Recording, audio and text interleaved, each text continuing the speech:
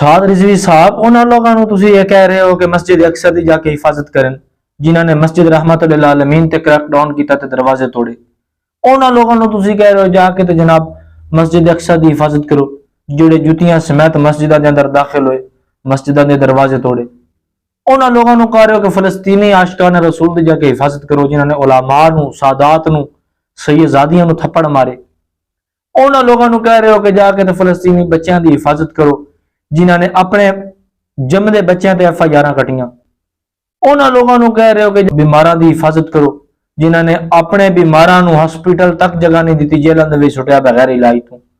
उन्होंने लोगों को कह रहे हो कि जाके उन्होंने मुंह के निवाला दो, जिन्होंने अपने तहरीक करेन वाली पार्टी के क्रैकडाउन टाइम जनाब होटल बंद करा दी। ये सारे गुलाम हैं, इन्हों के मुंह से पट्टियां बनी हुई हैं। इन्होंने जनाब ये कफन चोर जड़े इन्हों से सानू कोई उम्मीद नहीं। साड़ी आखिरी उम्मीद ही तुसी हो, जो हुक्म कर सो ना कि मैं हुक्म कर रहा आ जाओ, तो असं इंशाअल्लाह अपने बच्चे बीवियां तक, बेटियां तक, बहना तक लैके हाजिर होवांगे कि फलस्तीन के अंदर जाना इसराइल नाल मुकाबल करने वास्ते। लेकिन इन्हां दी गल करो तो इन्हां ते उम्मीद ना रखो। ये अन्ने इन्होंने तो जनाब निवाले खाधे हैं तो चुप करके घर बिलों छुप के पे।